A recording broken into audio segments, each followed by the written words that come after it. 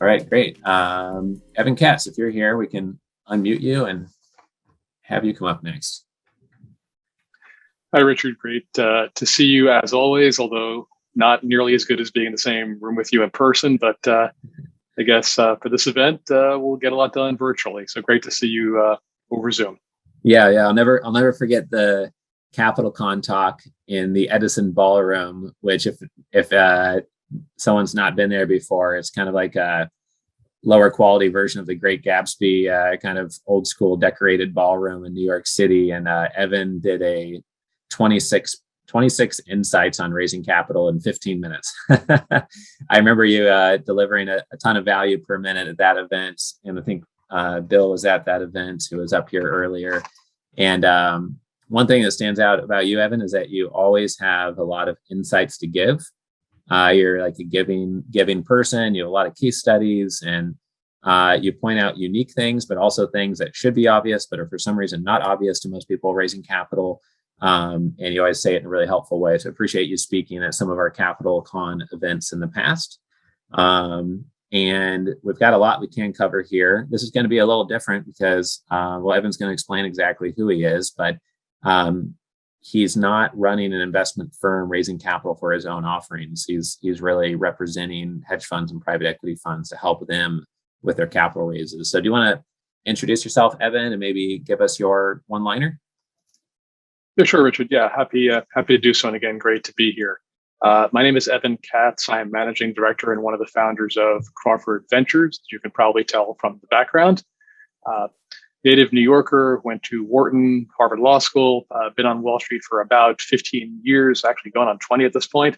And as Richard said, Crawford and I have been spending almost 2 decades raising money for alternative investment funds, mostly hedge funds, private equity funds, venture capital funds, real estate funds.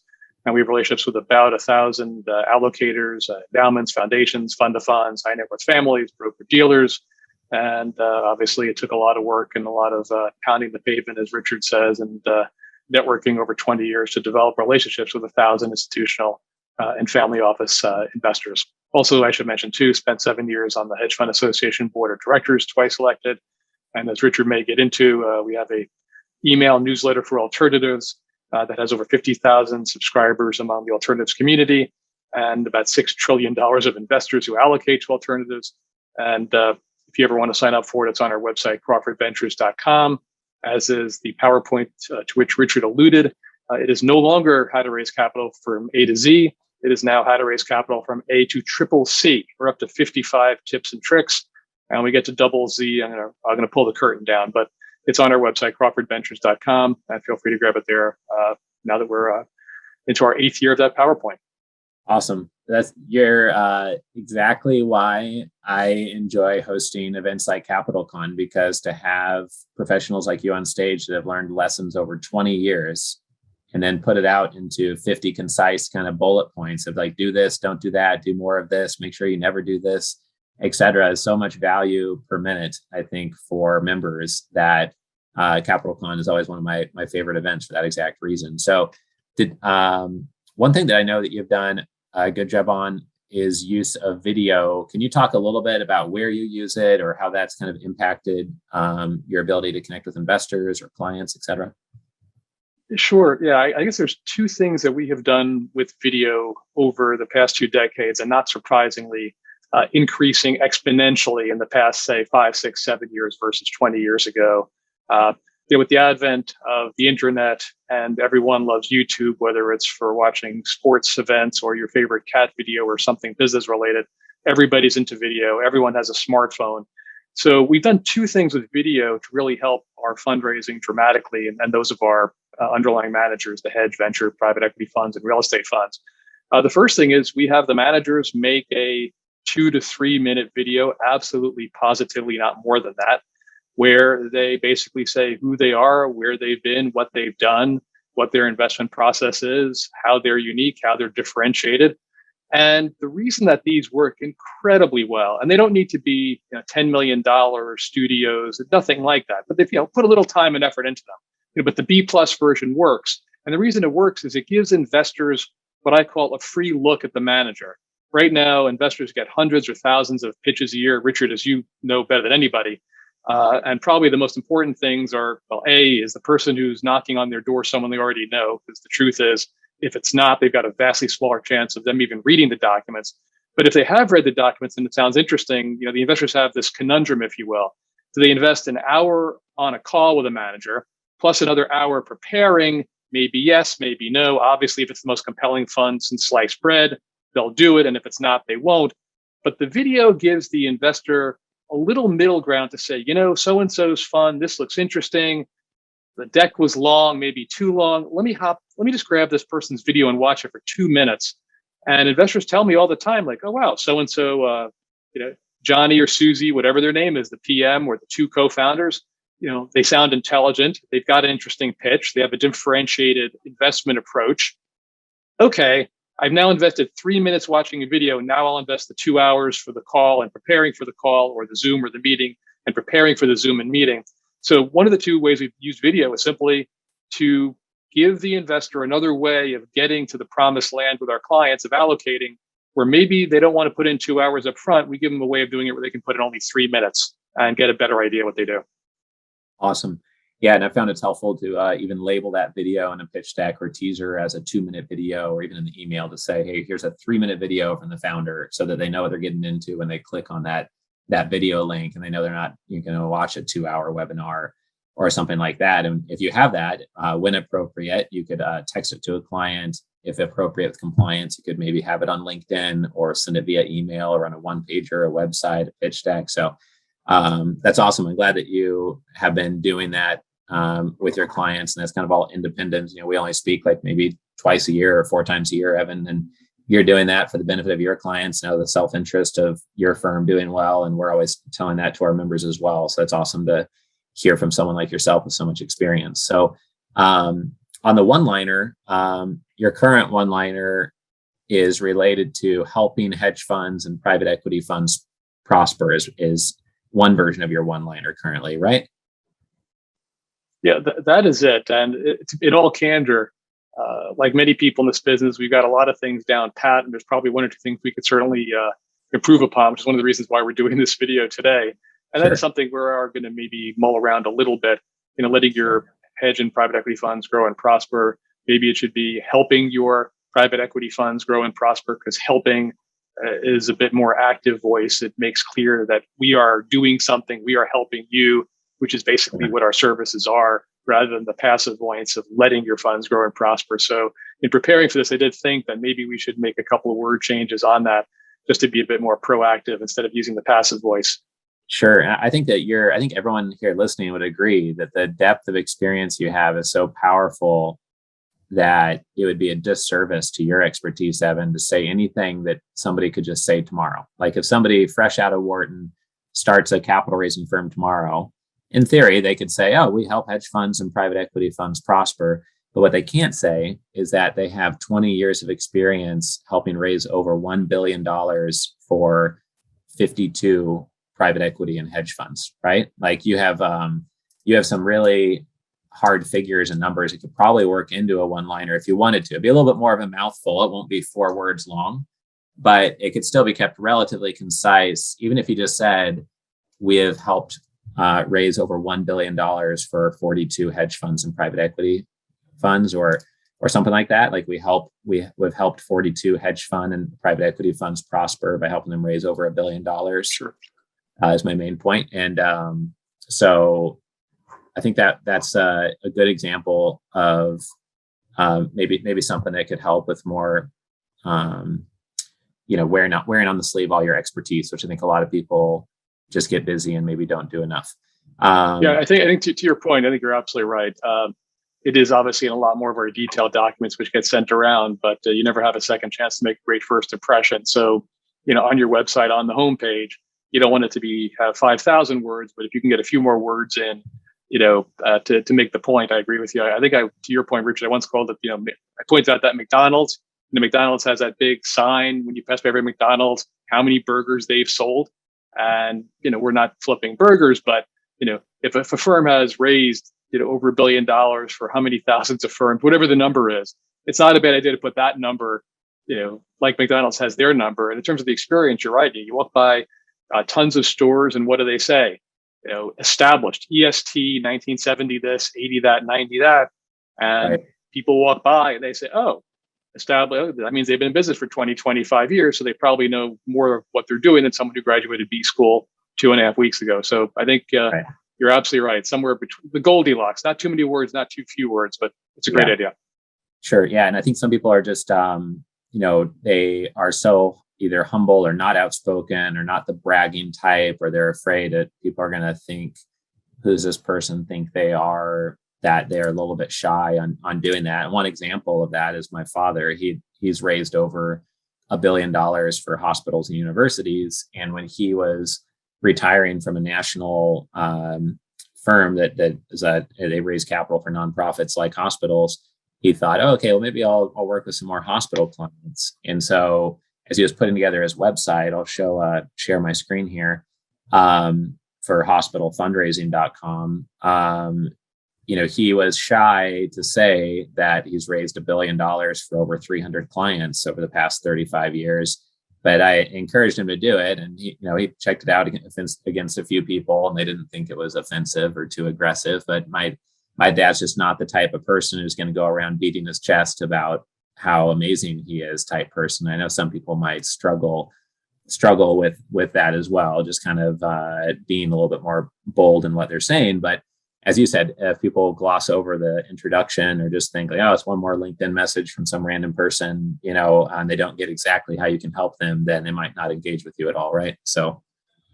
Oh, Richard, to your point, sure, there was a recent, we get about now 300 alternative investment funds and companies knocking on our door every year, sending emails and their documents looking for us to bring our 1,000 allocators to them. And there was one recently that I've got to add this for the next presentation at CapitalCon. They had a pretty good deck. They had maybe 2 bullet points for each person on the management team. And I said, looks like you have a great team and a great strategy and great track record, but where are the detailed bios? And they said, oh, those are in the PPM, in the offering memorandum. And I said, okay, but since investors first read your one pager and the PowerPoint, they're not going to get to the PPM and the offering memorandum. And to your point earlier, Richard, some things that I think are so incredibly obvious, are just, mind blowing. How people would leave out their detailed bios from the PowerPoint. It's the most important thing of all. Or, a friend of mine who still doesn't listen to me, and he sends out his monthly fund update on Sundays. And he sends it on Sundays when most people, I work a lot of weekends and nights too. I've worked too many nights and too many weekends I like to count. But most people are trying not to work on Sundays. And he still insists on sending his monthly update on a Sunday. And it's a real head scratcher. Like, have you thought about this? So there's a lot of things that are obvious. And out of the 55 points in our deck, maybe half are completely obvious. And yet half the world still doesn't do them, no matter how obvious they are. Yeah, I couldn't agree more. That's why I think earlier Bill said a lot of the ideas were simple, but they're really helpful. It's not like 80% of this is not rocket science. It's getting your ducks in a row, being a clear communicator, being very intentful with who you go to and why you're going to them and what you say, and aligning a lot of different things. So if you were to think over, the 55 different tips and strategies, what are 1 or 2 things that for sure nobody should do, and what are 1 or 2 things that you think might be helpful for people to hear that they should be doing? Sure. Well, I guess I always kind of what they should be saying. I always call it, what Albert Einstein said: make things as simple as possible, but no simpler. So, true story. Actually, when I was a 5th or 6th grader, whatever it was, I was selling with some friends like lemonade and sodas at the Little League games. We had this little business where we were selling lemonade and soda. So, everything can be kind of reduced to that. So, who are you? What is your team? What do you do? Have you done it before? How well have you done it? What's your advantage? How do you differentiate yourself? The deck should certainly be at least 10, 15 slides, probably no longer than 20 or 25. It should be that Goldilocks, not too much, not too little.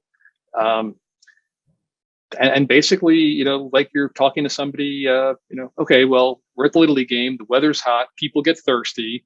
They forgot to bring drinks. We provide them. We buy it for this. We sell it for that. Pretty much, not to dumb it down, but basically, along those lines. And I mean, there's a slew of mistakes we've seen people make over the years. Most recently, I guess in the time of COVID, uh, you know, uh, basically we've seen a lot of people, kind of trying to go to market with poor video connections, poor headsets. I mean, even something so silly as that, where I've been on calls where they can't even hear the person presenting because they bought a headset for $40 on Amazon. And I've had, it takes forever for me to get these calls with people, and it takes a lot of work, as you well know. And so now we do sound checks, like you said, shave, have a professional background. You don't need to be in a jacket and tie during COVID. That looks ridiculous. Don't be late for the meetings with investors. I mean, simple things, be on time, don't be late, answer the investors' questions. If they need more documents, don't take weeks to get them. We've had some managers take weeks to get them. And I'll never forget this. There was an allocator. I think it was a big allocation, maybe $150 million, who said, "Evan, we love you, man. And the fund and the team sound great, but it took them a couple of weeks to get us the information and documents before they had our money. If it takes them a couple of weeks to get us the information and documents before they have our money, what are they going to be like after they have our money?" And it was an absolutely brilliant point and a fair comment. And and also too, if this is your first fundraise or your first big fundraise or your first institutional fundraise, get a hold of a Richard Wilson who knows how to put you through boot camp and to make sure that you've got the ducks in order and the 20, 30 things that you need to go to market. And if you don't know people already, hire a fundraiser, whether it's me or somebody else, hire a fundraiser who already knows the people, because, we've done studies. I mean, for every cold emailing lists, you can get investors, and you will get some investors. But if you have a fundraiser who already knows the people very well, you'll get more. And the two are not mutually exclusive. Right. You can work with a variety of people who have relationships in the family office world. We do more institutional, and it's a snowballing effect. Right. Great. Yeah, appreciate you sharing all of that. And I definitely agree on the week's response. I think also the service providers you surround your investment firm or your company with reflect upon you. We made a small investment in a company, and they got our K1 wrong in 4 different ways. And so we said, "Oh, we need to get this K1 corrected." And their accountant said, "Oh, sorry, I'm not going to fix it. I'm too busy." And we're like, "Well, if a couple of our family offices are going to invest next year, you're going to need to be able to reply to them. And we need a K1 that's not completely wrong. So please try to get it done when you can." And it just reflects poorly upon the company if you have service providers that aren't timely, or if your team is not timely, or you're not organized or paying attention to details. So that's a really good point. Just real quick, you mentioned service providers too. I mean, absolutely. And get some of the best service providers you can find. A lot of them, if you have a promising fund, will work for half price for the first year or two. They'll have an emerging manager program. Some will, some won't. A lot of it depends upon where your team is coming from. If you've got a compelling team. And the other thing also too is on the CFO. A lot of people outsource everything. And I say, great, you can outsource your CFO, you can outsource your fundraising, you can outsource a lot of your service providers, you outsource everything in today's world. But if you want to attract institutional investors and even some family offices, if there's 2 funds, everything else being equal, one fund, not yours, has at least most of this internal, maybe some outsourced, and your fund is outsourcing everything else being equal, and maybe it never is, who's got the greater chance of getting the allocation? So, a lot of people, don't be penny wise and pound foolish. Try not to outsource everything, because if it's just 2 guys, a gal, and a Bloomberg, it's a lot harder to raise money than if you have at least some people internal who've been there, done it before. Right. I think everyone feels more comfortable if there's a 4-person team or an 8-person team versus 1 or 2 people, just as a general rule, if everything else is equal. So, good point. Yeah, and you've had a long track record of raising a lot of capital, Evan. So I don't know if you've ever put together a timeline of all of the developments over Crawford Ventures, but it would be interesting, I think, for potential clients to see, like, we got our first client, in 1998 or whatever. We raised our first $100 million by this date. We reached $500 million, or our 10th client by this date. We've raised $1 billion plus by here, and be able to see over all this time, the wisdom that's probably developed from meeting those milestones. If you needed another visual to add to your one pager, maybe you already have that somewhere and I missed it while skimming through, but I think it'd be interesting just to look at, just knowing how many projects you've worked on. I think it's a fair point. I mean, it has been no surprise, Richard, the proverbial hockey stick. I mean, I literally, no joke, remember the first hedge fund event I went to was either in Stanford or Greenwich, and getting off the train and knowing absolutely nobody. This was probably roughly in 2003, almost 20 years ago. And a lot of people have asked me, how did I ever develop relationships with 1,000 institutional investors and family offices? And what's that old expression? How do you get to Carnegie Hall? Practice, practice, practice. How do you get $6 or $7 trillion of investor relationships? Network, network, network. It's literally been, obviously pre-COVID, going to 100 hedge fund, private equity, venture capital events for almost 20 years, and becoming a bit more senior, then getting to know everybody and building out relationships, and only showing investors good funds. I've heard that constantly from folks. Evan, we don't invest in every single thing you send us. I mean, goes that saying, nobody does. But everything you show us is high quality, great team, great track record. So we always look at everything. And if we have a need for it, then we take it to the next level. And that is critical, because it's like, when I've gotten 25 people jobs and 8 people married, Richard. I'm a pretty good matchmaker. And people always said to me, the investors say, you always send us good deals. You always send us good funds. We always read your stuff. And people would say, whenever I tried to set them up on a date, I had never set up a horrible blind date. And that's how I ended up getting 8 people married and 25 people jobs. So it's, I think that's it's a good point. Always send people good stuff, and always treat them well, and they'll take your call the next time. Right. So if anyone's looking for some late COVID romance, you can message Evan here. He might be able to set you up. You never know. So we have a question here from Isaac, though. He said, what would your advice be to someone who's about to raise a first-time private equity fund? Because one big problem that he's facing is that he's in a very profitable asset class, but unfortunately an unfamiliar one. And he put in parentheses, search funds. Sure. Well, I guess let me break that down. I think there's probably 2 points in there. One is the very profitable asset class, but unfortunately unfamiliar one. Depending upon what that is, that may very well be surmountable. I mean, I once jokingly said that if someone can find me the man or woman who can pick the horses at Pimlico, and we can get that verified and audited, I can raise $1 billion fund around that person. Now, I'm still waiting to get that phone call and that email from the person who can pick the horses at Pimlico. But to Isaac's point, or to answer Isaac's question, I guess it depends on what the strategy is. I mean, at this point, is it crypto, which is becoming a bit more accepted? Is it cannabis, which is becoming a bit more accepted?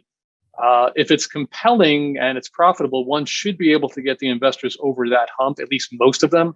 Maybe there are some stodgy institutional investors who, no matter what it is, won't touch crypto or won't touch cannabis, although more and more are doing it. So I think that's a question of just working with someone like you, Richard, or myself, and a good marketing team to explain why this is compelling, even if it's unfamiliar. Because, I mean, let's face it, everything popular today was probably unheard of 100 years ago, that type of concept. Right. The first-time fund is tough. I mean, first-time funds are tough. I mean, managers often ask me the question, and I'm like, well, do you want the honest answer or the one you want to hear? And they're hard. Although, again, the joke is, with all these funds that are on fund 2, 5, 10, 15, and 20, how did they get to funds 2, 5, 15, and 20? If no one will invest in a first-time fund, somebody must. Right. So I guess the answer to that is a couple things. Work with people like you, Richard, or someone like me who knows early stage emerging manager investors. I mean, that's critical. If you've got a fundraiser or a fundraising partner who only knows CalPERS, who needs to put $400 million to work and only invest in funds 8, 9, 10, and 11 or something like that, you're going to be in trouble. So work with someone who knows folks who will do the first-time funds. And hopefully the person who's got a first-time fund has some relevant experience, meaning they've been doing banking in the field. They've done a few deals with their personal account, or they were running their own money. Because theoretically, if it's a compelling opportunity, they must have some in the industry. They've done something in the industry.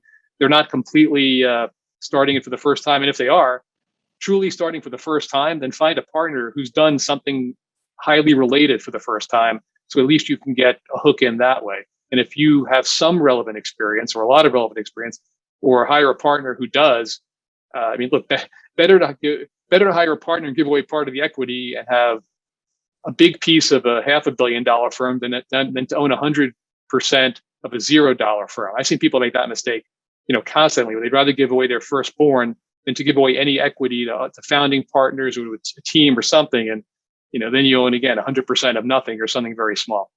Right. Totally agree. A lot of people get hung up on that, and they're just so worried about their percentage of the pie that they don't grow it because they're not willing to negotiate on terms to get a seed investor or an anchor investor or whatever. You see it in many different forms, people being too stingy on fees or too stingy on equity. And on that question from Isaac, and then we'll wrap it up to get James up here next.